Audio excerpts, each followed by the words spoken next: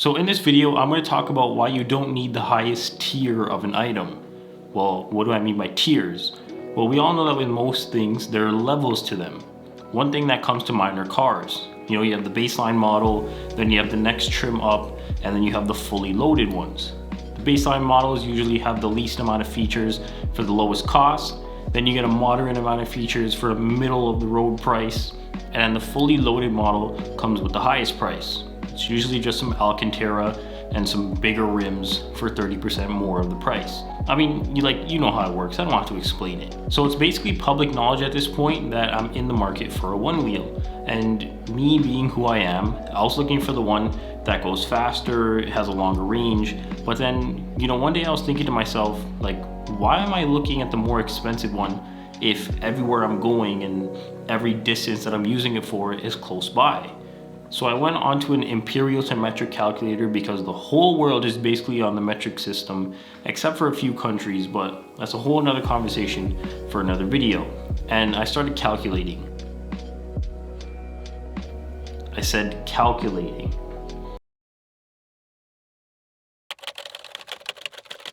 So after hours and hours of intense keyboard clacking, I came to one conclusion. I didn't need the more expensive one wheel. Everywhere I wanted to go was less than 5 kilometers away one way, and the range on the smaller one is 10 to 13 kilometers. So 5 kilometers to go and 5 kilometers to come back. If I got the long range one wheel, it wouldn't make sense because I'm only traveling 10 kilometers max both ways. So why pay for the 20 to 30 kilometer one when I'm not even gonna use half of that? That would be like buying a PS5 only to watch movies. I was gonna get the better one wheel because you get double the range, but it's also gonna cost double the price. Side note, they've done a very good job on this piece of marketing. Double the range, double the freedom. It's actually very smart. So I guess at this point, I should talk about the point that I'm actually trying to make. And that's to ask yourself if you really need the next level up of whatever it is you're trying to buy. For example, do you need a faster car? Speed limits are in effect, so it's probably gonna limit you unless you're taking it to a track. Do you need that blue, paint job for $900? Do you need those 19-inch rims? Okay, just one more thing here, and then I promise I'm gonna get off BMW. I'm not gonna say anything else. But okay, your default paint jobs are $0, right? You pay $895 for this black, $900 red. Okay, let's call it $895. Gray, white, mineral gray, orange, brown, blue, like a Blue Ridge Mountain metallic, whatever that is. This is basically the same thing as this, except a little darker. Another blue, a black, and this is $1,450. $1,450 for some paint. So I was doing some research on tires, and if you go to Michelin, so I just went and entered the 2019 Toyota Corolla, just as say whatever your car is. You can put in your vehicle year, make, model, option, all that kind of stuff. So yes, here it is. This is the X-Ice 13 whatever. And then, so you go to view all sizes. And basically, I'm assuming the car comes with 14-inch rims. Hold on, let me lower my ISO here. 100 ISO, there we go. Right, so I'm assuming the car comes with 14-inch rims right there, as you can see, and then this is the part number. I'm assuming this is the tire, and then you go to buy now, and then as you can see, it's $130 for the tire. But then if you went up to 19, like I was saying in the video, this one comes up, and then you go to buy now, and it's $386. I'm assuming that's for one tire. I'm pretty sure it's not for all four, because then other than that, that would basically be robbery. I'll put that up right there.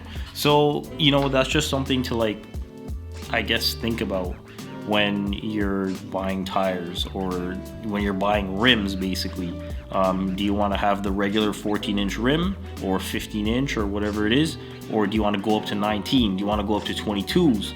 I don't know why you would put a 22-inch rim on a Corolla. But yeah, to kind of end it off for this segment of the video, it's just do you want to pay $159 for, per tire, or do you want to pay $386 per tire? I mean, for me, the question is basically answered. So again, I have no problem if, you want to do this, if you want to put 22-inch rims on your Corolla. but don't do it because it looks good for other people. Do it because you want to put 22-inch rims on your Corolla. If you want to be Paul Walker, if you want to be Vin Diesel, if you want to be in Fast and Furious 10 when they fight Thanos, then okay, sick. But don't do it just to impress other people. Do it because you actually want to do it. I'm not buying a one wheel to impress other people. I'm buying a one wheel because I think it's efficient, and I don't want to get into the whole one wheel thing. I'm going to talk about it in another video. But, just buy things because it's for you. Don't buy it for other people. So I hope you can see the point that I'm trying to prove. The bigger the rims, the more expensive the tires, which equals more money spent on your car and less money in your pocket.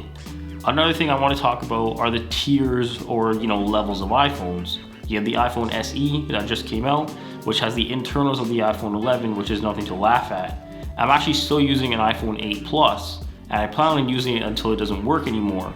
But looking back, I really didn't need the 8 Plus. I would have been fine with the regular 8. Yes, the battery is nice if you're a heavy user, but next time you're looking at that iPhone 12 Pro versus the 12 Pro Max, really think about if you need the 12 Pro Max, or you'll be happy with the regular 12 Pro, and you'll be even more happy that you saved some money. The same thing goes for my vacuum. When I was in the market for my Dyson 2 years ago, I wanted the best one. The one that had the most tools, it looked the best, it came with all the accessories, but it was also the most expensive. So I did research for probably a month, watching videos, reading articles, doing everything I could do to inform myself to make the best purchase. Ultimately, I settled on the baseline one called the Dyson V10 Animal, and I use 2 of the tools regularly, 1 of them occasionally, and the rest have never been used. The final thing I want to talk about is the Apple Watch.